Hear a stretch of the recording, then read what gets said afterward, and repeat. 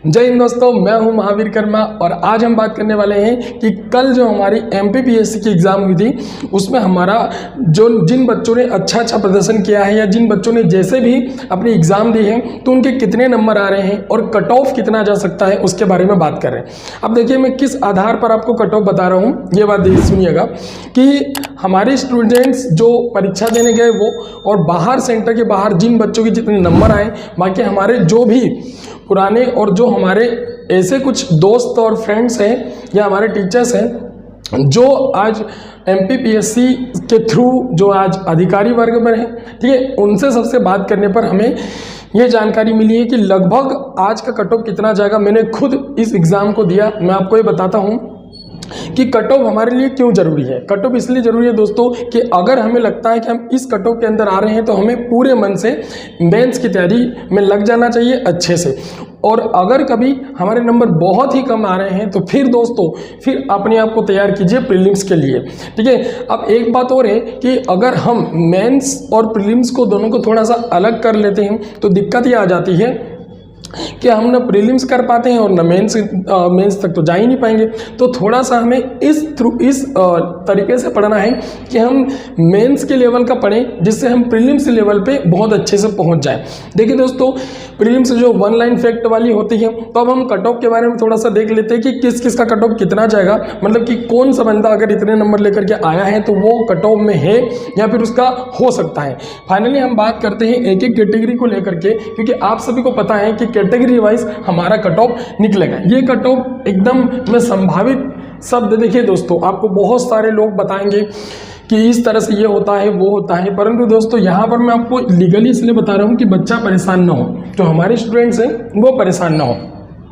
ठीक है। आप जो आपसे जुड़े हो तो आपको एक सहायता मिले कि हम आगे क्या करें, हमारा एक विजन क्लियर हो जाए। तो देखिए दोस्तों, अगर हम यूआर की बात करते हैं, जनरल की बात करते हैं यूआर की, अब ये बंदा कितने ला सकता है, मतलब अगर ये ओपन में गर्ल्स में बॉयज़ में सभी में बता रहा हूँ कि 146 से लेकर 150 तक अगर कोई बंदा लेकर के आया है, ठीक है, तो वो बिल्कुल अपन बात किसकी कर रहे हैं, जीएस के पेपर की, क्योंकि सी सेट तो आपका क्वालिफाई होता है। तो 146 से 150 के अबव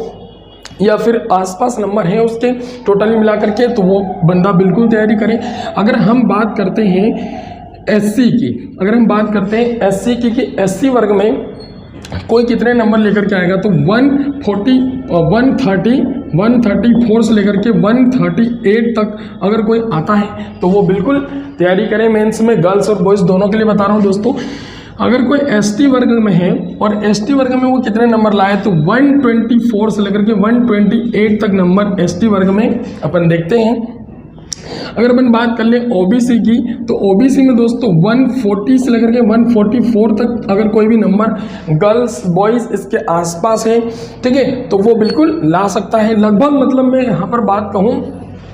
कि 70 नंबर के अकॉर्डिंग अगर जीएस के पेपर में वो लाया है तो बिल्कुल ओबीसी के लिए बिल्कुल वो तैयार है, मेंस के लिए करे वो अपनी तैयारी, और एससी और एसटी के लिए तो इससे भी कम है, ठीक है। तो आपको ये देखना है कि हम किस लेवल पर हैं, हम आगे हमें टूट कर तैयारी करना है या फिर किसकी तैयारी कर रहे हैं या फिर और फिल्म्स की करना है।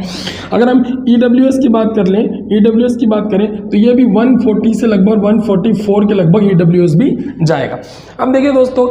ये हमने कट ऑफ जो हमने देखा है कि कट ऑफ लगभग इतना जा सकता है, और क्योंकि पुरानी जो परीक्षाएं हमने पिछले वर्ष की देखी है उनमें भी लगभग कट ऑफ इसी के आधार पर गया है, तो हमने कट ऑफ आपके सामने रखा है।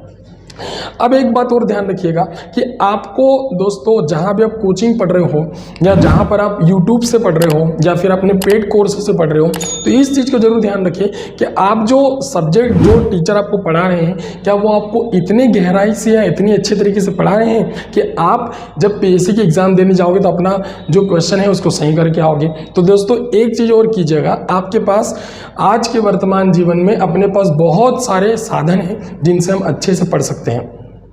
YouTube चैनल्स का भी सहारा लीजिए, बुक्स का भी लीजिए और अपना एक नोट्स अच्छे से बनाइए। अगर आप किसी कोचिंग में पढ़ने जा रहे हो तो आप उस कोचिंग में पढ़ते हुए